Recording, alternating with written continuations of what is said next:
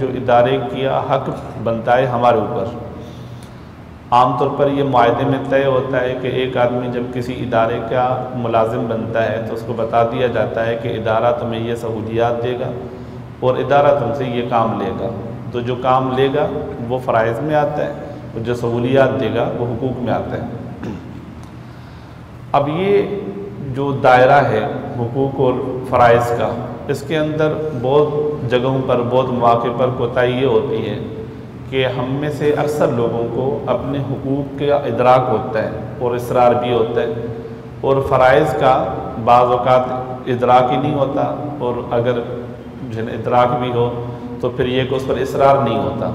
यानी हम देखते हैं कि आए दिन हमें शिकवा शिकायत मिलती हैं इदारों के मुलाज़मीन की तरफ से, वो ये जलसे जुलूस और एहतजाज करते हुए नज़र आते हैं कि हमें अपने हुकूक नहीं दिए जा रहे हैं।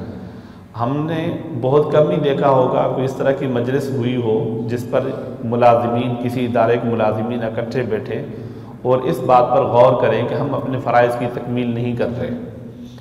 जब हम इस पर गौर नहीं करते कि हमारे फ़राइज़ क्या हैं, हम अपने फ़राइज़ की तकमील नहीं कर रहे, इसको अगर मैं और सादा अल्फाज में कहूँ कि हम ये तो कहते हैं कि मेरा इदारे के ऊपर जो हक बनता है, इदारा मुझे अपने हुकूक नहीं दे रहा, तनख्वाह बढ़नी चाहिए नहीं बढ़ाई जा रही, सहूलियात ये देनी चाहिए नहीं दी जा रही, और मेरे ऊपर ये जो मुश्किलात हैं इदारे को मुझसे ताउन करना चाहिए नहीं कर रहा।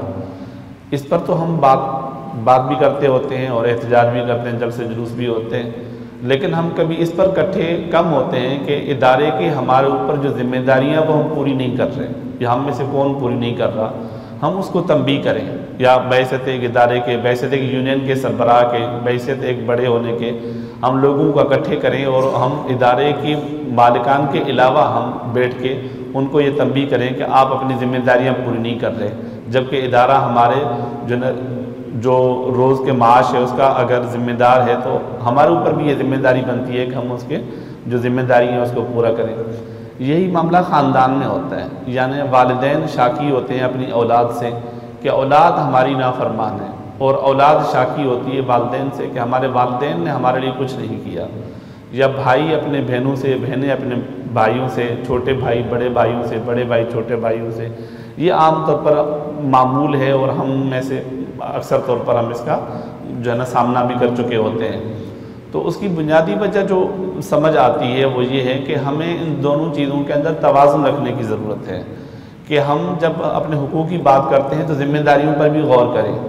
कहीं ऐसा तो नहीं है कि मैंने अपने हुकूक पर नज़र की हुई ये ज़िम्मेदारियों को मैंने भुला दिया, जब मैं अपने हुकूक अदा नहीं कर रहा तो फिर मेरी ज़िम्मेदारियाँ भी पूरी नहीं हो रही, यानी जब मेरी ज़िम्मेदारियाँ भी अदा नहीं की जा रही। यही मामला अल्लाह तबारक व तआला की ज़ात के साथ है कि अल्लाह तबारक व तआला का बंदों के ऊपर जो हक़ है और बंदों का जो अल्लाह के ऊपर हक़ है। अब ये कि हम अल्लाह तबारक व तआला के हुकूक अदा नहीं करते, अल्लाह के हुकूक अदा न करने की वजह से फिर हमारे ऊपर जो परेशानियाँ आती हैं, जो मसाइब आते हैं, अगर हम अल्लाह तबारक व तआला के हक़ अदा कर देते तो फिर अल्लाह तबारक व तआला जो हमारे ऊपर परेशानी आती है उसमें हमारी दस्तगीरी फरमाते हैं। एक हदीस में आता है, एक मशहूर हदीस है और इतनी जामे और हदीस है कि आदमी को दिल को सुकून पहुँच जाता है। एक हदीस में आता है कि नबी करीम सल्लल्लाहु अलैहि वसल्लम ने फरमाया कि अल्लाह तबारक व तआला फरमाते हैं कि जो बंदा मुझसे थोड़े रिज़्क़ पर राज़ी होता है मैं उस बंदे के साथ थोड़े अमल पर राज़ी हो जाता हूँ, और जो रिज़्क़ की फरावानी मांगता है तो अल्लाह तबारक व तआला फिर आमाल की फरावानी मांगते हैं। इसकी सादा मिसाल हम यूँ समझ लें कि एक आदमी के पास अगर माल व दौलत नहीं है तो इस्लाम के बुनियादी अरकान में से उसके ऊपर 3 जिम्मेदारियाँ हैं। तौहीद की जिम्मेदारी है ईमान की, और दूसरी जिम्मेदारी नमाज की, और तीसरी जिम्मेदारी है रोज़े की। ज़कात और हज की जिम्मेदारी नहीं है। अब चूँकि अल्लाह तबारक व तआला की तरफ से उसको नेमतें कम दी गई तो फिर अल्लाह तबारक व तआला की तरफ से मुतालबा भी कम किया गया, और अल्लाह की तरफ से नेमतें ज़्यादा हों तो फिर मुतालबा भी ज़्यादा होता है। तो ये बुनियादी तौर पर हुकूक और फ़राइज़ की जो हद फासिल है इसको समझने की ज़रूरत है। अब ख़ानदान के अंदर अल्लाह तबारक व तआला ने वालिदैन के अपने हुकूक रखे हैं, मियाँ बीवी के अपने हुकूक रखे हैं, औलाद के अपने हुकूक रखे हैं। इसके लिए एक मशहूर हदीस आती है, हज़रत अबू दरदा रज़ियल्लाहु तआला अन्हु सहाबा में से बहुत ही बरगुज़ीदा, बहुत ही आला मर्तबे के सहाबी हैं। उनके नबी करीम सल्लल्लाहु अलैहि वसल्लम ने एक दूसरे सहाबी हज़रत अबू ज़र ग़िफ़ारी रज़ियल्लाहु तआला अन्हु को मदीने के अंदर जो मुवाख़ात का रिश्ता कायम फरमाया तो अबू ज़र ग़िफ़ारी को अबू दरदा रज़ियल्लाहु तआला अन्हु का भाई बनाया। तो जैसा एक अंसारी और एक मुहाजिर साहबी को भाई बनाया जाता, तो जैसे ही हज़रत अबू ज़र ग़िफ़ारी रज़ियल्लाहु तआला अन्हु उनके घर तशरीफ़ ले गए तो उनके घरवाली को देखा तो वो परागंदगी में और सादा हाल में थी। तो हज़रत अबू ज़र ग़िफ़ारी रज़ियल्लाहु तआला अन्हु ने उसको कहा कि बहन ये आपके साथ क्या मामला, आप तो शोहर वाली खातून हैं और शोहर वाली खातून को घर के अंदर बन संवर के रहना चाहिए। तो उसने अर्ज़ किया कि भाई आपको क्या बताऊं, आपके भाई अबू दरदा को तो मुझ पर तो कोई तवज्जो नहीं, वो अपने मामलात और मामूलात में मसरूफ़ रहते हैं, तो इस वजह से मुझे बन संवरने की नौबत नहीं आती। तो वो मुंतज़िर रहे, रात का वक्त जब आया तो खाना खाने के जब टाइम आया तो वो खाने में मुंतज़िर रहे। तो हज़रत अबू दरदा रज़ियल्लाहु तआला अन्हु जब आए तो उन्होंने कहा कि खाना खाना है, तो उनके आलिया को हज़रत अबू ज़र ग़िफ़ारी ने बताया कि जब तक अबू दरदा नहीं आएंगे तब तक मैं खाना नहीं खाऊँगा। जब वो आ गए तब कहा कि खाना इकट्ठे खाएँगे, खाना खा लिया। और उसके बाद जब वो रात को उठने लगे और तहज्जुद पढ़ने लगे तो उन्होंने कहा कि अभी आप सो जाएँ, यानी अभी तहज्जुद के वक्त में ताख़ीर है और पूरी रात तहज्जुद पढ़ने की ज़रूरत नहीं है, तो अभी आप सो जाएँ। फिर वो उठे, फिर दोबारा सुला दिया। और उसके बाद जब आखिरी वक्त हुआ तो वो ख़ुद भी उठे और फिर अबू दरदा रज़ियल्लाहु तआला अन्हु को भी उठाया और कहा कि अब जो है ना आप जो है तहज्जुद पढ़ सकते हैं। और उसके बाद उनको तंबीह की अपने घर वालों पर भी तवज्जो दो और अल्लाह के हुकूक भी अदा करो, मखलूक के हुकूक भी अदा करो। तो हज़रत अबू दरदा रज़ियल्लाहु तआला अन्हु ये शिकायत लेकर के नबी करीम सल्लल्लाहु अलैहि वसल्लम की खिदमत में हाज़िर हुए और अर्ज़ किया, हुज़ूर आपने जो मुझे भाई बना के दिया वो तो मेरे मामूलात में रुकावट बनता है, यानी मैं जो मामूलात अपने जारी रखे हुए हैं उसमें मुझे ये टोकता रहता है कि यूँ करो और यूँ नहीं करो, यूँ करो यूँ नहीं करो। तो और सारा वाक़या भी बताया। आपने उसके जवाब में फ़रमाया कि अबू ज़र ने तुम्हें सच कहा। और फिर आपने एक जुमला इरशाद फरमाया, आपने फरमाया वलिदौजिका अलैका हक़्क़ुन वलिदौरिका अलैका हक़्क़ुन के, और साथ में आपने 3-4 हुकूक बयान फरमाया। आपने फरमाया अल्लाह का तेरे ऊपर हक़ है और तुम्हारी बीवी का तेरे ऊपर हक़ है, तुम्हारे मेहमान का तेरे ऊपर हक़ है, तुम्हारे नफ्स और जान का तेरे ऊपर हक़ है। फ़ाति कुल्लि ज़ी हक़्क़िन हक़्क़हू, हर हक़दार को अपना हक़ दो। यानी ऐसा न हो कि आप मेहमान के हक़ अदा करते करते घर वालों के हुकूक को भूल जाएँ, घर वालों के हुकूक अदा करते करते अल्लाह के हक़ को भूल जाएँ, यहाँ तक कि अल्लाह के हुकूक को अदा करते करते घर वालों के हुकूक को भूल जाएँ। ये भी अल्लाह तबारक व तआला के नज़दीक पसंदीदा अमल नहीं है। यानी अल्लाह के नज़दीक पसंदीदा अमल ये है कि आदमी अल्लाह के भी हुकूक अदा करे, घर वालों के हुकूक अदा करे, रिश्तों के हुकूक अदा करे, मुलाजमत के हुकूक अदा करे, औलादों के हुकूक अदा करे, दोस्तों के हुकूक अदा करे और रिश्तेदारों के हुकूक भी अदा करे। ये तमाम हक़ अल्लाह ताला ने बयान फरमा दिए।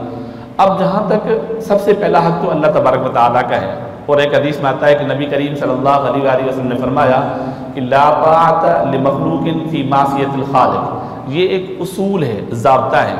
मखलूक में से किसी की बात को नहीं माना जाएगा जिसमें अल्लाह की नाफरमानी होती हो, जिसमें खालिक की नाफरमानी होती हो, इसमें मखलूक का किसी का भी बात नहीं मानी जाएगी, चाहे वो माँ बाप हो, चाहे वो बीवी हो, चाहे वो औलाद हो। सबसे पहला हक़ तो अल्लाह की ज़ात का है। उसके बाद मखलूक में जो हुकूक आते हैं और वो हैं माँ बाप के।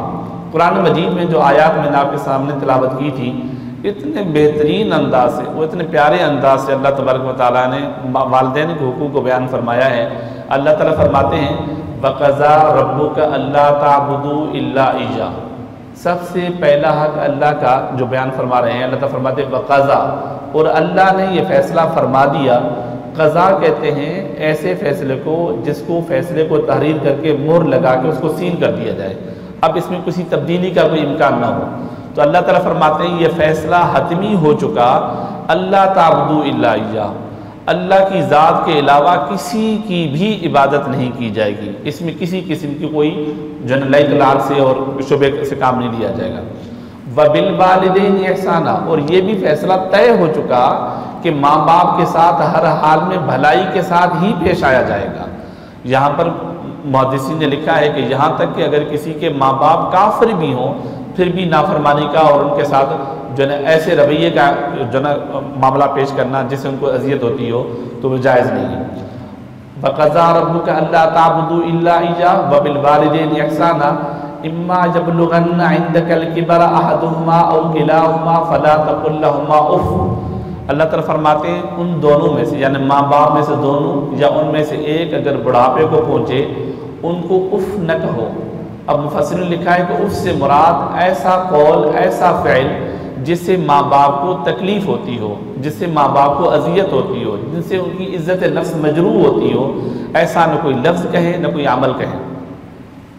फ़ला तक़ुल्लहुमा उफ़्फ़िन वला तन्हरुमा, और न उनको झड़क दें, यानी उनको झड़कने की, उनको गुस्सा करने की इजाज़त नहीं है। वक़ुल लहुमा क़ौलन करीमा, जब भी उनसे गुफ्तगू करें मेहरबानी और नरमी का उनके साथ गुफ्तगू करें। वक़्फ़िद लहुमा जनाह ज़ुल्ल मिनर रहमा, और उनके साथ जब भी पेश आयो अपने कंधों को रहमत के साथ और उनके साथ आजिज़ी के साथ झुका के उनके सामने पेश हो। वक़ुल लहुमा क़ौलन करीमा, और उनके साथ जब भी गुफ्तगू करो मेहरबानी की गुफ्तगू करो। वक़्फ़िद लहुमा जनाह ज़ुल्ल मिनर रहमा वक़ुल लहुमा क़ौलन करीमा वक़्फ़िद लहुमा जनाह ज़ुल्ल मिनर रहमा। और आगे अल्लाह ताला दुआ फरमाते हैं कि अल्लाह ताला फरमाते हैं उनके लिए दुआ करते रहो, रब्बिरहमहुमा कमा रब्बयानी सगीरा। अब इस दुआ के अंदर समझें, रब का माना होता है कि यानी एक ऐसी ज़ात जो उम्र के हर हिस्से में और हर हालत में परवरिश करे, तरबियत करे। जब बच्चा माँ के पेट में होता है तो एक रब अल्लाह की ज़ात है जो बच्चे की खुराक और उसके मुताबिक मौसम और उनके मुताबिक आब व हवा, उसके मुताबिक रिज़्क़ मुहैया करती है। जब पैदा हो जाता है उसका रिज़्क़ तब्दील हो जाता है, अब जो है दूध उसकी खुराक बनता है। जब बड़ा होता है फिर नरम ग़िज़ाएँ खुराक बनती हैं। जब उससे जवान होता है फिर सख्त ग़िज़ाएँ खा लेता है। फिर जब बुढ़ापे को आता है फिर नरम ग़िज़ाओं की तरफ आता है। बीमार होता है तो फिर इलाज मुआलजे की ज़रूरत है, वो दवाई मुयस्सर होती है। और इसी तरह अल्लाह तबारक व तआला की ज़ात परवरिश करती है। तो अल्लाह ताला फरमाते हैं कि अपने माँ बाप की दुआ करें, अल्लाह जब मैं छोटा था, जब मैं शऊर को नहीं पहुँचा था तो मेरे माँ बाप ने मेरी परवरिश की थी। अब आपकी ज़ात से मेरी ये दुआ है कि आप मेरे माँ बाप के ऊपर इस तरह रहम फरमा जिस तरह बचपन में उन्होंने मेरे ऊपर रहम फरमाया। रब्बिरहमहुमा कमा रब्बयानी सगीरा। अब अगली बात अल्लाह ताला फरमाते हैं रब्बुकुम आलमु बिमा फी नुफूसिकुम, तुम्हारी दिलों में जो बात है, जो माँ बाप की तुम खिदमत करते हो, उस खिदमत का जो मुहर्रिक है वो क्या है? अल्लाह ताला फरमाते हैं अल्लाह ताला तुम्हारे दिलों की बात को, दिलों के राज को जानते हैं। और रब्बुकुम आलम बिमा फी नुफूसिकुम इन तकूनु सालिहीन फइन्नहु काना लिल अव्वाबीन गफूरा। अगर तुम नेकोकार हो, नेकी की वजह से, अल्लाह की रज़ा की वजह से करते हो तो अल्लाह तबारक व तआला फिर नेकोकारों की मग़फ़िरत फरमाते हैं। और आगे अल्लाह ताला फरमाते हैं फ़इन तकूनु सालिहीन फ़इन्नहु काना लिल अव्वाबीन गफूरा व आति दिल कुर्बा हक़्क़हु वल मिस्कीन व इब्न सबील। अब यहाँ पर रिश्तेदारों के और सोसाइटी के और माशरे के हुकूक़ बयान फरमा रहे हैं। आम तौर पर तमाम फ़ुक़हा ने लिखा है कि जो रिश्तेदारों के हुकूक़ हैं उनके हुकूक़ उस तनासुब से हैं जिस तनासुब से मीरास में वो हिस्सा पाते हैं। यानी जब कोई आदमी फ़ौत हो जाता है तो फ़ौत होने के साथ साथ आदमी के माल और दौलत के साथ 4 हुकूक़ मुताल्लिक़ होते हैं कि जब आदमी फ़ौत हो जाए सबसे पहले उसकी जायदाद में से उसके कफन दफन के अखराजात निकाले जाएंगे। यानी अगर कोई रिश्तेदार करता हो, कोई वारिस करता हो तो ठीक है, नहीं तो उसकी जायदाद में से कफन दफन के, कब्र वगैरह के जो अखराजात होते हैं वो उसकी जायदाद में से अदा किए जाएंगे। सबसे पहले तजहीज़ व तकफीन, उसके बाद मैयत के ऊपर अगर कर्ज़ा हो तो फिर कर्ज़ा उसकी जायदाद में से अदा किया जाएगा। उसके बाद अगर मैयत ने वसीयत की हो तो वसीयत को पूरा किया जाएगा।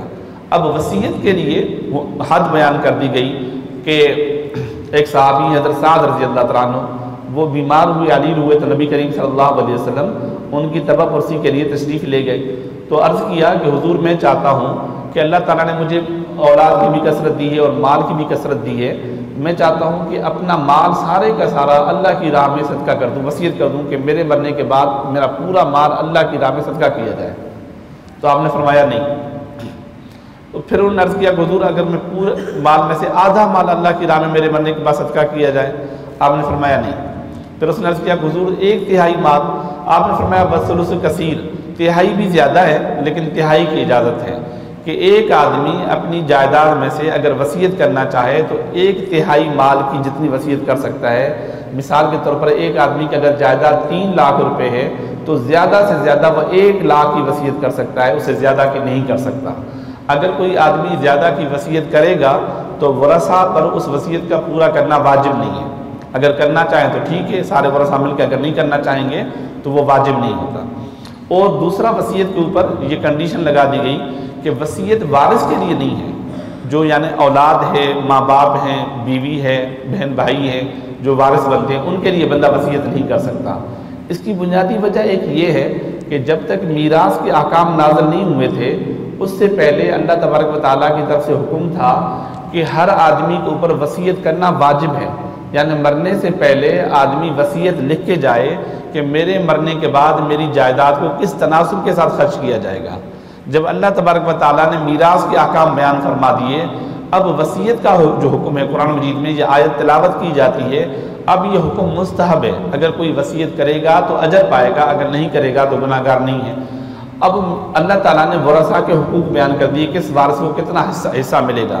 तो ये 3 हुकूक के बाद, यानी पहले तजीज़ व तकफील, अदायगी कर्ज और तीसरा वसीयत को पूरा करने के बाद 1/3 माल में से अब जो जायदाद है वो वरसा में तकसीम की जाएगी।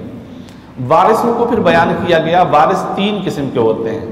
एक वारिस वो हैं जिनको कहा जाता है ज़विल फ़ुरूज़। ज़विल फ़ुरूज़ उन वरसा को कहा जाता है जिनका हिस्सा अल्लाह की तरफ से मुकर्रर किया गया है। अब ये सूरह बकरा का जो सेकंड लास्ट रुकू है, बल्कि सूरह निसा का अल्लाह तबारक व तआला ने जो वसीयत के अहकाम बयान फरमाए हैं, यूसिकुमुल्लाहु फी औलादिकुम लिज़्ज़करि मिस्लु हज़्ज़िल उन्सयैन, ये एक रुकू है जिसमें पूरे अल्लाह तबारक व तआला ने वसीयत के अहकाम बयान फरमाए हैं। अब ये जो कुरान मजीद हिफ़्ज़ करते हैं तो हुफ़ाज़ के लिए ख़ासा मुश्किल होता है, क्योंकि वो जिस तरह मैथमेटिक्स में थोड़ी सी मुश्किल होती है हिसाब किताब को समझना, तो वसीयत का जो ये जो रुकू है याद करना भी ख़ासा मुश्किल होता है। तो इस रुकू के अंदर जिसकी 4 आयात हैं और पहली 2 आयात में ख़ास तौर पर तफसील से अल्लाह ताला ने मीरास के अहकाम बयान कर दिए कि एक आदमी के मरने के बाद उनकी जायदाद का हिस्सा कैसे दिया जाएगा। तो रिश्तों में से 12 अफराद ऐसे हैं जिनके हिस्से अल्लाह ने मुकर्रर किए हैं। उन 12 अफराद में से 4 मर्दें और 8 औरतें हैं। 4 मर्दों में से यानी वालिद है, और इसी तरह आदमी का दादा है, और इसी तरह भाई है, और इसी तरह शोहर है। यानी शोहर, भाई, वालिद और दादा, ये 4 मर्द हैं जिनके हिस्से अल्लाह ने मुकर्रर फरमा दिए हैं। और इसी तरह 8 ख़वातीन हैं। ख़वातीन में से दादी है, माँ है, बीवी है, बेटी है, और 3 किस्म की बहनें हैं। यानी एक बहन वो है जो माँ बाप शरीक है, जिसको हम हकीकी बहन कहते हैं। दूसरी बहन वो है जो बाप शरीक है। तीसरी बहन वो है जो माँ शरीक है। अब ये 3 किस्म की बहनों को मिला के ये 8 ख़वातीन बनती हैं जिनका हिस्सा मुकर्रर कर दिया गया है। इसको कहते हैं ज़विल फ़ुरूज़। अब ज़विल फ़ुरूज़ को जायदाद में हिस्सा दिया जाएगा, तकसीम किया जाएगा। अगर इसमें से बच जाता है फिर दूसरा दर्जा है जिसको कहा जाता है आसबात।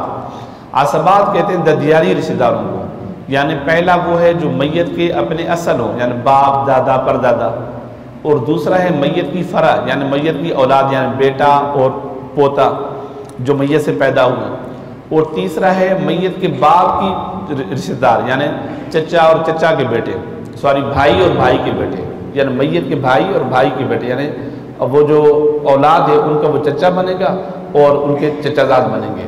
और तीसरा बनता है मैयत के अब की फ़रा, यानी जो मैयत जो फौत हुआ है उसके जो रिश्तों में से, यानी एक तो यह है कि जो मैयत के अपने असल बाप दादा, और दूसरा मैयत के बेटा और पोता, और दूसरा मैयत के भाई और भतीजे, तीसरा है मैयत का चचा और चचाजाद। अब इनमें तकसीम किया जाए। अगर मैयत के ज़विल फ़ुरूज़ जो 12 रिश्तेदारों में से कोई मौजूद नहीं है तो फिर जायदाद मैयत की असल को मिलेगी, यानी बाप दादा को मिलेगी। अगर बाप दादा भी नहीं है तो फिर बेटा और पोतों को मिलेगी। अगर बेटा और पोता नहीं है फिर भाई भतीजों को मिलेगी। अगर भाई भतीजे नहीं है फिर चचा और चचाजादों को मिलेगी। अगर ये भी नहीं है तो फिर हक आता है ज़विल अरहम का। ज़विल अरहम कहते हैं ननिहाली रिश्तेदार, यानी जो आदमी के ननिहाली रिश्तेदार होते हैं उनको ज़विल अरहम कहा जाता है। फिर जायदाद का हिस्सा उनको मिलता है। अगर वो भी नहीं है तो फिर उसके लिए होता है जो वक्त की हुकूमत होती है वो फिर जो है ना फ़ुक़रा और मसाकीन में उसको तक़सीम करती है तनासब के साथ। तो ये जो 3 किस्म के रिश्ते हैं, हुकूक भी इसी के साथ हैं। यानी जो ज़विल फ़ुरूज़ हैं सबसे पहला हक इनका है, और उसके बाद जो आसबात है उसके बाद हक उनका होता है, उसके बाद ज़विल अरहम है उनका हक होता है। अब एक आदमी के माँ बाप के जो हुकूक हैं अल्लाह तबारक व तआला उनको तफसील के साथ बयान फरमा दिया। वालिदैन के लिए आता है, वालिद के लिए एक हदीस में आता है कि नबी करीम सल्लल्लाहु अलैहि वसल्लम फरमाया रिदल रब्बि फ़ी रिदल वालिद, कि अल्लाह की रज़ामंदी बाप की रज़ामंदी में है और अल्लाह की नाराज़गी वालिद की नाराज़गी में है। और वालिदा के लिए मशहूर हदीस आती है, एक सहाबी ने हुज़ूर से अर्ज़ किया कि हुज़ूर मुझे बताएं कि मेरे ऊपर मखलूक में सबसे ज़्यादा हक़ किसका है? आपने फरमाया वालिदा का, तेरी माँ का। और फिर उसने अर्ज़ किया हुज़ूर उसके बाद आपने फरमाया तेरी वालिदा का। तीसरी बार कहा उसके बाद आपने फरमाया तेरी वालिदा का। चौथी बार आपने फरमाया तेरे बाप का। ये जो माँ के हुकूक बयान किए गए हैं, एक और भी हदीस आती है कि अल्लाह आप सल्लल्लाहु अलैहि वसल्लम ने फरमाया कि जन्नत जो है माँ के कदमों के नीचे है, मतलब उनकी खिदमत करने में है। अब एक और हदीस आती है, तीसरी हदीस, एक साहब ने अर्ज़ किया कि हुजूर मेरे ऊपर माँ बाप के कितने हुकूक है, उसकी लिमिट और हद क्या है कि जब मैं उस हद को पहुँचूँ तो फिर मैं समझूँ कि मैंने अपने माँ बाप के हक़ अदा कर दिए। आपने फरमाया हुमा जन्नत का व हुमा नारो का, वो तुम्हारे लिए जन्नत भी है और तुम्हारे लिए जहन्नम भी है। यानी तुम उनकी जितनी खिदमत करोगे और जितने हुकूक अदा करोगे तो जन्नत की दर्जात को पाओगे, और जितनी नाफरमानी करोगे तो जहन्नम के गढ़ों में गिरोगे। अब ये तुम्हारे ऊपर है कि तुम तय करो कि तुम किस दर्जे में जन्नत तरक्की चाहते हो। उसके बाद हुकूक आते हैं, हुकूक में से आदमी के ऊपर हक़ आता है औलाद का। औलाद के हुकूक आमतौर पर हम औलाद समझते हैं पैदा होने के बाद, जबकि शरीयत में औलाद के हुकूक शुरू होते हैं माँ के पेट में हमल ठहरने के साथ। यानी एक आदमी अगर इस हालत में फौत हो गया कि उनकी घर में बीवी को हमल अगर ठहरा है, तो जब जायदाद तकसीम की जाएगी, जायदाद तकसीम करने में उस हमल का भी हिस्सा रखा जाएगा। अगर वो बेटा पैदा होगा तो उसको बेटे का हिस्सा दिया जाएगा, अगर बेटी पैदा होगी तो बेटी का हिस्सा दिया जाएगा। पैदा होने के बाद जो पहला हक़ बनता है औलाद का, वो हक़ बनता है कि उसका अच्छा नाम रखा जाए। मुस्तहबात में से ये है कि उसका अकीका किया जाए, सुन्नत और मुस्तहबात में से ये। फिर उसकी जिस्मानी और तालीमी तरबियत है। जिस्मानी तरबियत का ख़ास तौर पर वालिदा के ऊपर होता है, उसकी खुराक का ख्याल रखना, आराम का ख्याल रखना। बच्चे के दूध पिलाने में दूध की तासीर की वजह से बच्चे की सेहत ख़राब होती है, तो माँ अपनी खुराक का ख्याल रख रही होती है कि कौन सी खुराक ली जाए जिस पर बच्चे पर मनफी असरात मुरतब न होते हों। अब ये आमतौर पर जिस्मानी खुराक जो है या जिस्मानी तरबियत जो है ये माँ के ऊपर हक़ बनता होता है। उसके बाद तालीमी तरबियत है जो वालिद के ऊपर हक़ बनता होता है। और उसके बाद है अच्छे ख़ानदान में उसका रिश्ता करवाना। बेटा है तो उसका रिश्ता कराना, अगर बेटी है तो उसका रिश्ता कराना।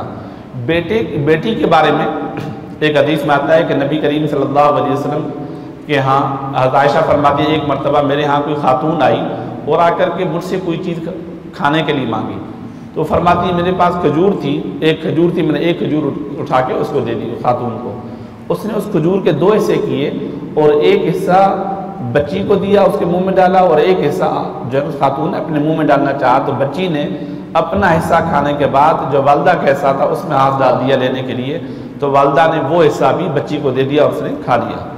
हज़रत आयशा के यहाँ चूँकि अपनी औलाद नहीं थी तो ये माँ जो है इस एहसास को ज़्यादा महसूस कर सकती होती हैं, तो उनको बड़ा अजीब लगा कि यानी एक खजूर थी उसमें से अपना हिस्सा था वो भी खातून ने अपनी औलाद को और बच्ची को दे दिया। तो नबी करीम सल्लल्लाहु अलैहि वसल्लम जब तशरीफ़ लाए तो आप सल्लल्लाहु अलैहि वसल्लम की खिदमत में ये पूरा वाक़या जना रखा। आपने एक हदीस इरशाद फरमाई, आपने फरमाया जिस आदमी को अल्लाह ताला ने इम्तिहान में डाला, इम्तिहान रखा इस बात का कि उसके घर में दो बच्चियाँ पैदा हुई, उनका अच्छा नाम रखा, अच्छी तरबियत की, अच्छे घरानों में रिश्ता करवाया, आपने फरमाया बज़ाते खुद ये अमल उस आदमी को जन्नत में दाखिल करने का सबब बनेगा। यानी जिस तरह और असबाब हैं ये भी एक सबब है, बड़ा सबब है कि एक आदमी अगर दो बच्चियों की तरबियत करके और परवरिश करके और उनको अपने जो हुकूक हैं वो पूरा कर लेता है तो ये उसकी जन्नत में जाने का सबब बनेगा।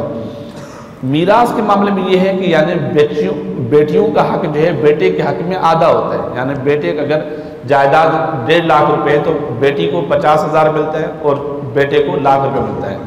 लेकिन ज़िंदगी में ये तनासब नहीं है। अगर एक आदमी की औलादों में से एक बेटा है और एक बेटी है तो जितना खर्चा करना बेटे पर जो है बाप करता है तो उतना ही खर्चा बेटी पर भी करेगा, उसके लिबास में, उसके रहन सहन में, उसके खाने पीने में, उसकी तालीम और तरबियत में, हदिया और तोहफ़ा देने में भी बराबर रखेगा। यानी ज़िंदगी के अंदर जो है बेटों और बेटियों के तफरीक नहीं है, उसका बराबर का हक़ हुआ करता है। और एक बाप अगर ज़िंदगी में जायदाद अपने औलाद के नाम करना चाहे तो बेटों और बेटियों को बराबर तकसीम करेगा। अगर कम और ज़्यादा बिला वजह करेगा तो अल्लाह तबारक व तआला का मुआवजा होगा। अगर किसी वजह के साथ करता है तो उसकी गुंजाइश और इजाज़त है। वजह क्या हो सकती है कि एक बेटों की ज़रूरत ज़्यादा है, दूसरे बेटे की ज़रूरत कम है, तो जिसकी ज़रूरत ज़्यादा है उसको ज़्यादा दिया जाए। या एक औलादों में से एक औलाद ऐसी है जो फरमा बरदार, दूसरी नाफरमान है। या एक औलाद ऐसी है जो जन पैसे और दौलत ज़ाया करती है और दूसरा बचा के रखती है, जो ज़ाया करती है उसको ज़रा हाथ बंद करके रखे। इस हद तक गुंजाइश है अगर ज़रूरत हो तो, लेकिन बिला ज़रूरत जो है बराबरी रखना ज़रूरी है। उसके बाद जो हक़ आता है आदमी के लिए, आदमी की बीवी का हक़ आता है। बीवी के हुकूक में से सबसे पहला हक ये है कि आदमी नान नफ़ा का खर्चा, बल्कि इससे पहले भी महर का खर्चा होता है। एक आदमी जब निकाह करता है तो निकाह करते वक्त महर मुकर्रर किया जाता है और इस महर की हद मुकर्रर नहीं की गई कि यानी एक आदमी निकाह करते हुए कितना महर रखे। तरगीब ये दी गई है कि महर इतना रखा जाए कि निकाह मुश्किल न हो जाए, यानी इतना भारी महर न रखे जाएं जिसकी वजह से निकाह करना मुश्किल हो जाए, लेकिन इतना कम भी न रखा जाए जो एक फ़र्जी तौर पर हो। यानी बाद लोग कहते हैं जी 25 रुपये, 28 रुपये या 50 रुपये, उसको महर फ़ातिमी कह रहे होते हैं। ये ज़रा एक गलत फहमी की वजह से पैदा होता है। बुनियादी तौर पर यह था कि महर फ़ातिमी को जो बुनियाद बनाया जाता है कि आज से 100 साल पहले या 70-80 साल पहले जो महर फ़ातिमी की रकम बनती थी वो 28 रुपये बनती होती थी और उन्होंने लिख लिया कि 28 रुपये या 25 रुपये या 50 रुपये। लेकिन आज के हिसाब से महर फ़ातिमी की रकम जो है वो लाख के करीब पहुंचती है कि अब ये कि वो 25 रुपये कहते हैं महर फ़ातिमी की रकम फ़िला फतवा की किताब में 25 रुपये लिखी गई तो 25 रुपये है। तो हालांकि वो उस ज़माने में जो नबी करीम सल्लल्लाहु अलैहि वसल्लम ने अली रज़ियल्लाहु अन्हु ने जब फातिमा रज़ियल्लाहु अन्हा को महर दिया तो उसको मेयार बनाया जाता है। खुद नबी करीम सल्लल्लाहु अलैहि वसल्लम ने अपनी अज़वाज मुतहरात को जो महर दिया है वो तकरीबन 400 से 500 दिरहम का महर दिया है। यानी 400 से 500 दिरहम की रकम जो है आपने महर दी थी। सवा एक हज़रत हबीबा रज़ियल्लाहु अन्हा के उसका महर ज़्यादा था, क्योंकि उसका महर जो नबी करीम सल्लल्लाहु अलैहि वसल्लम की तरफ से हबशा के बादशाह नजाशी ने अदा किया था, जो ज़्यादा महर था। लेकिन आपने औसतन जो है 400 से 500 दिरहम की जो महर की रकम दी है। खास पहला हक जो शोहर पर बनता है वो ये कि उसका महर अदा कर दिया जाए जो शोहर के ज़िम्मे है। और अगर यानी बीवी रुखसत होकर के शोहर के घर आई है तो पूरा महर वाजिब होता है। अगर रुखसत नहीं हुई, सिर्फ निकाह हुआ है, इस दौरान तलाक होती है या शोहर फौत हो जाता है तो मुकर्रर महर का आधा महर लाजिम होता है। और अगर एक खातून ऐसी है जिसका निकाह पढ़ा गया और महर मुकर्रर ही नहीं किया गया तो मुकर्रर न करने की वजह से निकाह तो हो जाएगा, लेकिन महर वो दिया जाएगा जो उस खातून के बहनों को दिया गया है या उसकी फुफियों को दिया गया है, जिसको फ़िक़्ह की इस्लाम में कहते हैं महर मिसली। महर मिसली से मुराद वो है जो उनके ख़ानदान की ख़वातीन को महर दिया गया है, वो उस खातून का महर जो है वह हक बनता है जो या तो निकाह के वक्त में अदा किया जाए या जब भी वो खातून मुतालबा करना चाहे तो मुतालबा कर सकती है। निकाह फार्म में दो अल्फाज होते हैं, महर मुअज्जल आइन के साथ और दूसरा महर मुअज्जल होता है या गैर मुअज्जल कहते हैं। अज्जल यानी हमज़ा वाव के ऊपर हमज़ा होता है, मुअज्जल का माना होता है यानी ताख़ीर के साथ, देर के साथ अदा किया जाएगा। मुअज्जल का माना है फ़ौरी अदा किया जाएगा। दोनों जायज़ हैं। अगर मियाँ बीवी राज़ी हों तो महर को मुअख्खर करना चाहें तो मुअख्खर कर सकते हैं। हज़रत उमर रज़ियल्लाहु तआला अन्हु के ज़माने में हज़रत उमर ने ये चाहा कि महर को हद मुकर्रर की जाए कि महर ज़्यादा न रखा जाए। अगर महर ज़्यादा रखा जाएगा तो फिर निकाह करना मुश्किल हो जाएगा। तो एक खातून ने हज़रत उमर रज़ियल्लाहु तआला अन्हु के इस फैसले पर या इस राय पर इख्तिलाफ़ किया और कहा कि जब अल्लाह ने कुरान मजीद में महर की हद मुकर्रर नहीं की तो फिर आप कैसे मुकर्रर कर सकते हैं। तो हज़रत उमर ने फरमाया कि मैंने तो कुरान मजीद पढ़ा है, कुरान मजीद में कहीं जिक्र नहीं है कि महर जो है वो ज़्यादा से ज़्यादा कितना दिया जा सकता है। उस खातून ने कहा कि अल्लाह ताला कुरान मजीद में फरमाते हैं अगर तुम फ़ैन आती तुम क़िंतारन फला ताख़ुज़ू, अल्लाह ताला फरमाते हैं अगर तुम अपनी बीवियों को महर में सोने का ढेर दिया है फिर भी जब तुम उनको तलाक दोगे वो पूरे का पूरा महर अदा करोगे। उस खातून ने कहा कि यहाँ पर अल्लाह ताला ने जिक्र फरमाया सोने के ढेर का, यानी इसका मतलब है कि वाफर मिकदार में सोना। वाफर मिकदार में सोना महर में दिया जाना जायज़ है, तभी तो अल्लाह ने उसका जिक्र फरमाया है। अगर जायज़ न होता तो अल्लाह ताला जिक्र न फरमाते। और हज़रत उमर ने उस खातून की इस बात को कबूल किया कि वाकई महर की ज़्यादा से ज़्यादा हद मुकर्रर नहीं की गई है। ये ज़ौजैन के ऊपर है कि जितना महर मुकर्रर करना चाहे कर सकते हैं। तो ये पहला हक होता है बीवी का शोहर के ऊपर।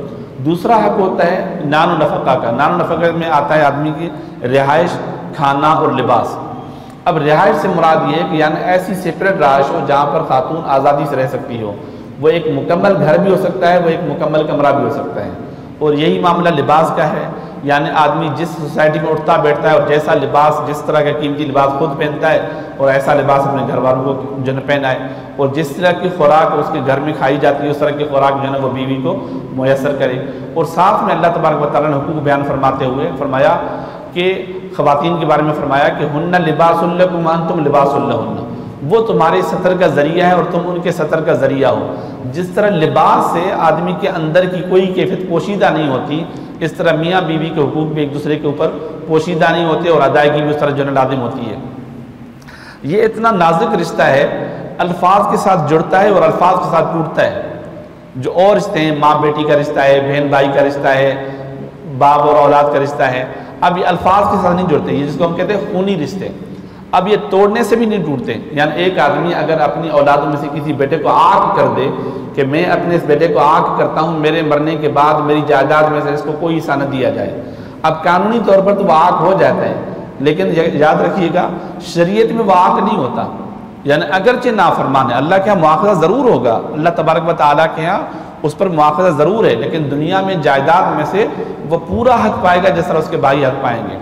अब ये जो खूनी रिश्ते होते हैं ये टूटने से नहीं टूटते, लेकिन जो निकाह का रिश्ता है वो नाजुक इतना है, अल्फाज के साथ जुड़ता है, यानी कबूल के साथ जुड़ता है और तलाक के साथ टूटता है, लेकिन इतना नाजुक भी है। लेकिन अहम इतना है कि आदमी की बेतकल्लुफ़ी जाना अपने रिश्तों में से सबसे ज़्यादा बीवी के साथ होती है और बीवी की बेतकल्लुफ़ी शोहर के साथ होती है। और ये एक ऐसा रिश्ता है जो जुड़ा तो अल्फाज के साथ था, लेकिन मरने के बाद भी ये कायम रहेगा, जन्नत में भी कायम रहेगा।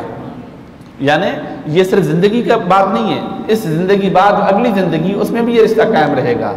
एक मरतबा एक आलिम साहब से किसी ने पूछा कि मैंने ख्वाब देखा है कि मैं ख्वाब में अपनी बीवी को तलाक दिए मैंने, तो क्या ख्वाब में दी हुई तलाक जो है वो हो जाती है या नहीं होती?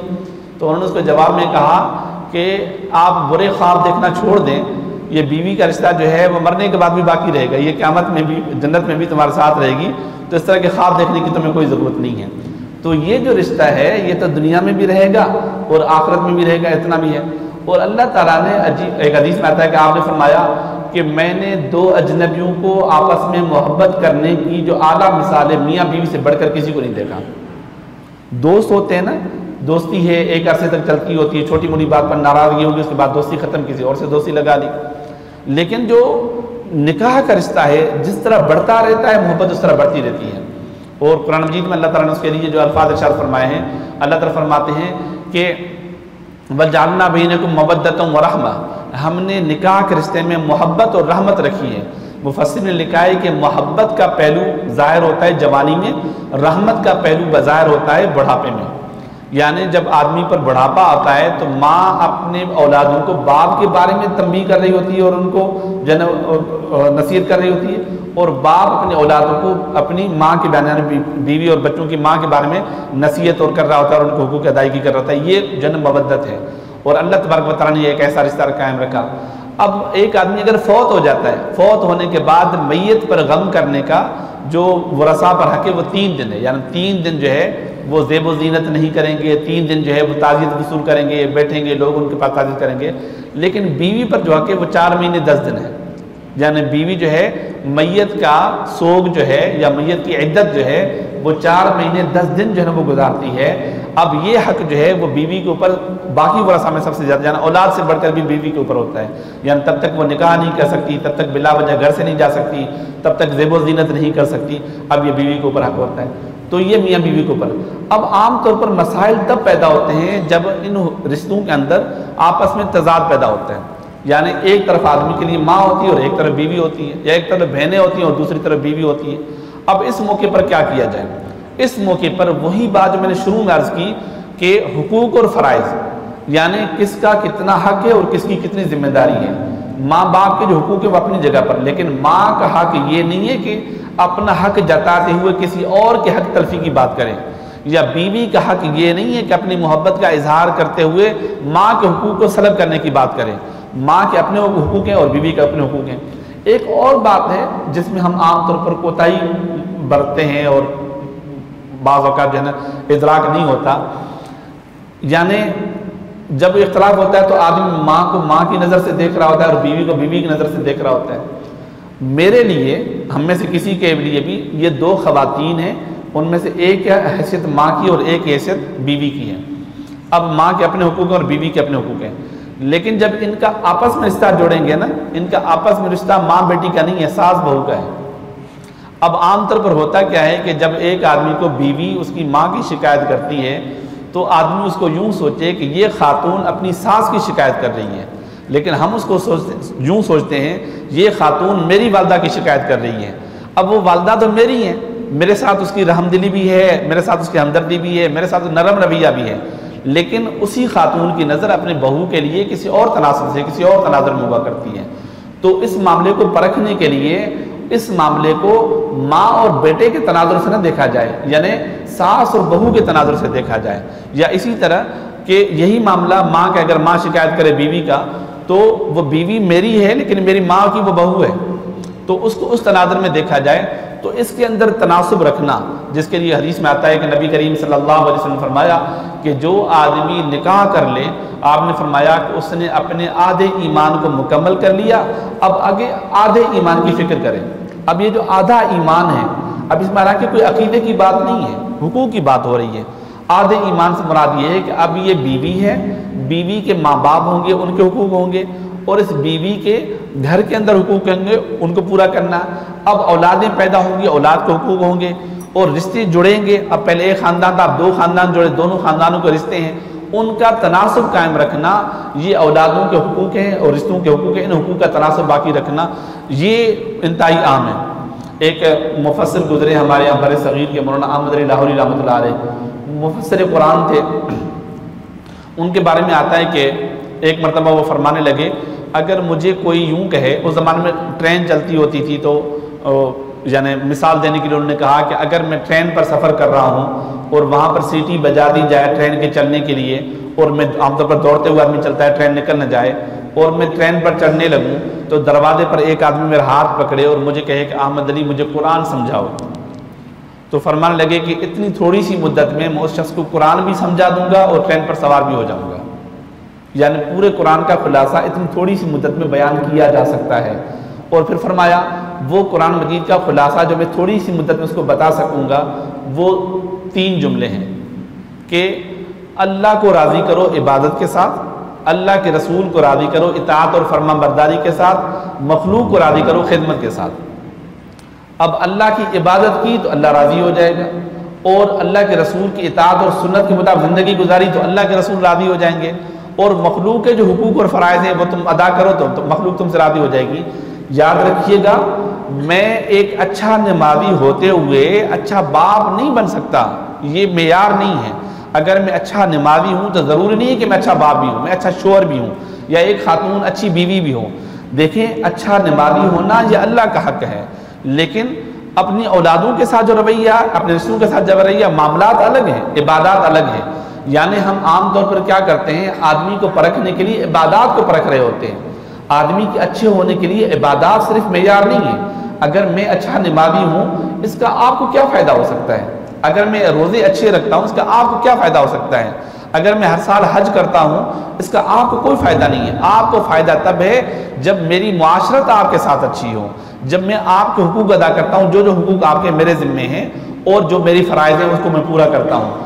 तो इबादात एक अलग पहलू है और मामलात एक अलग पहलू हैं। इनके अंदर तवाज़ुन रखना, और रिश्तों के अंदर फिर तवाज़ुन रखना, औलाद के अंदर फिर तवाज़ुन रखना। औलाद में फिर एक है अपनी औलाद और एक है दामाद, जो दामाद हुआ करते हैं। एक हदीस में आता है कि नबी करीम सल्लल्लाहु अलैहि वसल्लम एक मरतबा हज़रत फ़ातिमा रज़ियल्लाहु तआला अन्हा के यहाँ तशरीफ़ ले गए और जाकर के हज़रत अली रज़ियल्लाहु तआला अन्हु के बारे में पूछा, तो हज़रत फ़ातिमा ने अर्ज़ किया कि हुज़ूर वो नाराज़ हो गए, किसी घर के मामले में किसी बात पर नाराज़ हुए, और हज़रत अली रज़ियल्लाहु तआला अन्हु मस्जिद नबवी में अपने बाजू को तकिया बना के नीचे मिट्टी पर सो रहे थे, और आप सल्लल्लाहु अलैहि वसल्लम गए। अब देखें, यहाँ पर आप सल्लल्लाहु अलैहि वसल्लम एक तो अल्लाह के रसूल हैं, और जो आपके जो मकाम और मरातब वो अपनी जगह पर, लेकिन यहाँ पर जा रहे हैं एक ससुर होने के नाते, एक ससुर होने के नाते दामाद के पास जा रहे हैं अपनी बीवी के हक़, अपने बीवी और बेटी के हक़ के बारे में, यानी अपने दामाद की बीवी और अपनी बेटी के हक़ के बारे में। अब आप खुद अंदाज़ा करें कि अगर हमारे घर में हमारी बेटी अपने शोहर की शिकायत लेके आए, तो बैसियत एक ससुर के हमारा रवैया अपने दामाद के साथ क्या होना चाहिए, उस तनाज़ुर में देख लें। अब उस तनाज़ुर में रसूलुल्लाह सल्लल्लाहु अलैहि वसल्लम जब गए, आपने हज़रत अली रज़ियल्लाहु तआला अन्हु को उठाने के लिए सबसे पहले ऐसा जुमला इरशाद फरमाया जिसके अंदर मज़ा भी है और अपनाइयत भी है। आपने फरमाया, कुम या अबू तुराब, ये अबू जो है ना, ये किसी इंसान की तरफ निस्बत हो, इसका माना होता है वालिद, बाप। और अगर बेजान की तरफ निस्बत होती है तो इसका माना होता है वाला, ओनर के माने में आता है। तो आपने फरमाया कुम या अहल तुराब, मट्टी वाले उठो, यानी मट्टी पर सोने वाले उठो। अब ये एक जुमला है बजाय। हज़रत अली रज़ी अल्लाह तआला अन्हु को ये जुमला इतना पसंद आया, हज़रत अली रज़ी अल्लाह तआला अन्हु ने इस जुमले को अपने इस लक़ब को अपने नाम का हिस्सा बना दिया, अपना कुनिया अबू तुराब रख दिया कि अबू तुराब, क्योंकि रसूलुल्लाह की ज़बान मुबारक से अदा हुआ तो ये आपने अबू तुराब का लफ्ज़ जो है वो इरशाद फरमा दिया। उसके बाद आप सल्लल्लाहु अलैहि वसल्लम ने हज़रत अली को लिया, वजूहात नहीं पूछी कि क्यों लड़ाई हुई, मेरे बेटी के साथ क्यों ज़्यादती की, या जो भी मामला हो वल्लाहु आलम, उसका तज़किरा नहीं फरमाया। आप सल्लल्लाहु अलैहि वसल्लम आए और बिस्तर पर आप सल्लल्लाहु अलैहि वसल्लम तशरीफ़ फरमा हुए। हज़रत फ़ातिमा रज़ी अल्लाह तआला अन्हा का हाथ मुबारक लिया, अपने सीने पर रखा, और हज़रत अली का हाथ लिया, अपने सीने पर हज़रत फ़ातिमा के हाथ के ऊपर रखा, और आप सल्लल्लाहु अलैहि वसल्लम उस बिस्तर से उठ के अपने घर चले गए। हज़रत आयशा फरमाती हैं कि आप सल्लल्लाहु अलैहि वसल्लम तशरीफ़ लाए और बहुत खुश थे। मैंने अर्ज़ किया हुज़ूर आप क्यों खुश हैं? आपने फरमाया मैं अभी अली और फ़ातिमा के दरमियान सुलह करवा के आया। यानी ये एक रवैया होता है, आदमी जब इस रवैये के साथ पेश आता है कि दामाद समझने लगता है कि ये शख्स न सिर्फ मेरा ससुर है बल्कि मेरे बाप का मकाम भी रखता है। यानी आम तौर पर हमारा रवैया होता है कि हमारी बीवी मेरे माँ बाप को अपने माँ बाप का दर्जा दे, लेकिन माँ बाप पर भी हक बनता है कि उस खातून को अपनी बेटी का दर्जा दे। और इसी तरह दामाद पर भी हक बनता है कि अगर बीवी मेरे माँ बाप को माँ बाप का दर्जा दे रही है, मैं भी अपनी बीवी के माँ बाप को वो दर्जा दूँ। यकीन जानिए, हम और आप ख़ानदान और कुंबे वाले हैं, खातून का रिश्ता अगर माँ बाप की गलती की वजह से मुनासिब जगह पर न हुआ हो, फिर भी वो माँ बाप के ऊपर नहीं डालती, अपनी तकदीर पर डालती है। यानी खातून का रिश्ता हो जाए और रिश्ता उसका अच्छा मुनासिब नहीं हुआ, जहाँ पर वो खुश नहीं है, तो कोई अगर उसको कहे भी सही तेरे माँ बाप ने तेरे साथ ज़्यादती की, तो वो जवाब में अक्सर तौर पर क्या कहती है, नहीं नहीं मेरे माँ बाप ने ज़्यादती नहीं की, मेरा मुकद्दर ऐसा था, मेरा मुकद्दर ऐसा था। यानी खातून अपनी ज़ात पर अल्फाज बर्दाश्त करती है, सख्त अल्फाज अपनी ज़ात पर बर्दाश्त करती है, लेकिन माँ बाप पर कभी बर्दाश्त नहीं करती। तो वो क्यों? जिस तरह मैं और आप अपने माँ बाप पर जिन अल्फाज बर्दाश्त नहीं करते, तो उसके भी वालिदैन हुआ करते हैं। और हदीस में आता है, जिस तरह आपने फातिमा के लिए फरमाया अल फातिमा तो बिदातुम मिन्नी मन अदा फ़क़द अज़ानी, फातिमा मेरे जिस्म का टुकड़ा है जो उसको अज़ियत देगा और मुझे अज़ियत देगा। हमारे एक बुजुर्ग फरमाया करते थे कि बेटियों को ब्याह के देना ऐसा होता है जिस तरह जिस्म का टुकड़ा काट के किसी के हवाले करना। और कहा कि कोई अक्लमंद आदमी जिस्म का टुकड़ा काटता है? अगर अल्लाह का हुक्म न होता तो कौन अपनी बेटियों को ब्याह के जन्म भेज देता? और फरमाया अल्लाह के हुक्म के सामने आदमी की अकल और आदमी के जज्बात, जो मोहब्बत है, उसको आदमी जो है वो तर्क कर देता है, इस माना में कि अल्लाह के हुक्म को पूरा करना है, वरना जिस्म का टुकड़ा कौन काट के दे रहा होता है। तो ये जो रिश्तों के अंदर जो तनासुब है, जो शुरू में मैंने बात अर्ज़ की, उसी को फिर दोहराता हूँ कि आम तौर पर हम अपने हुकूक की बात करते हैं। अगर मुझे अपने बड़े भाई से शिकायत है, कहीं ऐसा तो नहीं है मेरे बड़े भाई को मुझसे उससे ज़्यादा शिकायत हो। एक और वाक़या आता है, उमर रज़ी अल्लाह अन्हु के ज़माने में एक आदमी, दो भाई थे, उनके वालिद फौत हो गए। वालिद के फौत होने के बाद छोटे भाई ने बड़े भाई को एक अरसा गुजरने के बाद कहा कि आप जो है मेरे हमारे वालिद की जो जायदाद है उसको तकसीम कर दें। तो भाई ने इग्नोर कर दिया। एक दो मरतबा ऐसा हुआ, जब उन्होंने बार बार कहा तो बड़े भाई ने नाराज़ होकर के कहा कि अगर आज के बाद आपने अपने हमारे वालिद की जायदाद की तकसीम की बात की तो मैं पूरे का पूरा माल काबतुल्लाह की चौखट पर सदका कर दूंगा। जिस तरह हम और आप यूँ कहें कि कोई भाई कहे जी बाप की जायदाद में से हिस्सा दो, वो कहेगा अगर आइंदा तुमने कहा कि मैं मस्जिद में दे दूंगा। अब वो छोटा भाई अगर कहे तो फिर भी मरता है, कहते देखो मैं मस्जिद में दे रहा हूँ और ये कहते अल्लाह के घर में न दो, और अगर न कहे तो ऐसा जाता है। तो छोटा भाई जो है हज़रत उमर रज़ियल्लाहु अन्हु की खिदमत में गया और कहा कि इस तरह मैं अपने भाई से मुतालबा करता हूँ कि मेरे भाई को मैं कहता हूँ कि मेरी जायदाद का हिस्सा जो बनता है बाप की जायदाद में से तो मुझे दे दें। तो कहता है मैं बैतुल्लाह की चौखट पर सदका करूँगा। आपने हज़रत उमर रज़ियल्लाहु अन्हु ने बड़े भाई को बुलाया और जुमला इरशाद फरमाया। आपने फरमाया बैतुल्लाह को तुम्हारे बाप की जायदाद से कोई सरोकार नहीं है, बैतुल्लाह को तुम्हारे बाप की जायदाद में से कोई हिस्सा नहीं चाहिए। अपने भाई को उसका हिस्सा दो और फिर जो तुम्हारा हिस्सा है वो तुम जहाँ चाहे खर्च कर सकते हो। आमतौर पर ये होता है कि औलादें जब जवान हो जाती हैं तो आमतौर पर ये मुतालबा कर रहे होते हैं कि मेरे वालिदैन की जायदाद में से मुझे हिस्सा दिया जाए। हमारे ख़ानदान में एक हमारे रिश्तेदारी हैं, उन्होंने अपने वालिद से मुतालबा करना शुरू कर दिया कि मुझे अपनी जायदाद में से हिस्सा दे दें। तो आमतौर पर शहरों में भी ऐसा होता होगा, देहात में ज़्यादा होता है कि माँ बाप की ख्वाहिश होती है कि हमारे होते हुए हमारे बेटे अलग ना हों, साथ रहें, और अगर कहीं हो भी सही तो वो कहते हैं कि कम से कम हमारे होते हुए तो ऐसा ना करें, लोग क्या कहेंगे वगैरह वगैरह। तो बाप की ख्वाहिश थी कि ये अलग ना हो, लेकिन बेटा बार बार मुतालबा करता था। तो हमारे यहाँ एक आलिम साहब थे, बुज़ुर्ग थे, उनको उनके वालिद ने बुलाया और बेटों को सामने बिठाया कि हज़रत मैं अभी ज़िंदा हूँ और मैं चाहता हूँ कि मेरे बेटे जो है मेरे साथ एक घर में रहें, तो लेकिन मेरा ये बेटा है, पढ़ लिख गया है और अभी मुझे कहता है कि मुझे अपना हिस्सा दे दें और आप इनको समझाएं। तो बुज़ुर्ग ने उनको काफ़ी समझाया कि बेटा बाप है, शफ़क़त का साया है, दुआ है, तो आप उनके लिए इस तरह न करें, उनको तकलीफ़ होगी। बेटा अपनी बात पर मुसर था कि नहीं मुझे हिस्सा दे दे और मुझे अलग कर दें। तो बुज़ुर्ग साहब ने उनको फरमाया, बात सुनिए जैसे मैं अर्ज़ करना चाह रहा था। बुज़ुर्ग ने फरमाया कि आज के बाद आप अपनी बाप की जायदाद में से अलग हैं। उसने कहा मुझे हिस्सा दे दो, उसने कहा तुम्हारा कोई हिस्सा नहीं है। बाप की जायदाद में से बेटे का हिस्सा होता है मरने के बाद, ज़िंदगी में बाप की जायदाद में से बेटे का बेटी का कोई हिस्सा नहीं है। फरमाया आज के बाद तुम अपने ख़ानदान में ऐलान कर दो कि मैं अपने बाप से अलग हूँ, और बाप को कहा आप ऐलान कर दो ये मेरा बेटा मुझसे अलग है, लेकिन जायदाद का हिस्सा तुझे तब मिलेगा जब तुम्हारे बाप की वफ़ात हुई, अगर तुमसे पहले हुई तो, अगर तुम्हारी वफ़ात पहले हुई फिर भी नहीं मिलेगा, और आज के बाद कोई नहीं है। उसके बाद फिर बेटे का होश ठिकाने आया। तो बात करने का मकसद ये है कि जो औलाद का हिस्सा बाप के ज़िम्मे है, या तो बच्चा नाबालिग सगीर हो फिर उसका खर्चा बाप के ज़िम्मे है, बालिग होने के बाद बाप जो अपने औलाद पर खर्चा करता है वो सदका कहलाता है, यकीन जानिए सदका कहलाता है।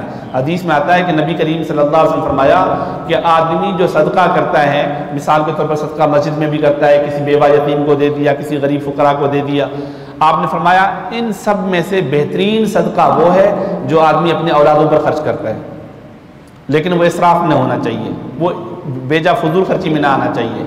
तो ये जो हुदूद और हुकूक हैं इसका अगर ख्याल रखा जाए, मैं और आप एक खातून होने के नाते, एक मर्द होने के नाते, हम भाई भी हैं, हम में से कोई बहन भी है, हम में से कोई बेटा है, कोई बाप है, कोई भाई है, कोई रिश्तेदार है, कोई चचाजाद है, कोई पड़ोसी है, जहाँ हम फ़राइज़ की बात करते हैं, यकीन जानिए कभी एक मरतबा गौर करें कि अपने हुकूक, जब हम हुकूक की बात करते हैं वहाँ पर फ़राइज़ की भी बात करें कि मेरे ज़िम्मे जो फ़राइज़ हैं, ज़िम्मेदारियाँ हैं, मैं उसकी तकमील कर पा रहा हूँ या नहीं कर पा रहा। अगर इसका ख्याल रखा जाएगा तो यकीन जानिए बहुत सारे मसाइल हल हो जाते हैं। अल्लाह तबारक व तआला जो कुछ कहा सुना गया है अमल करने की तौफीक अता फरमाए। व आखिर दावाना अल्हम्दुलिल्लाहि रब्बिल आलमीन।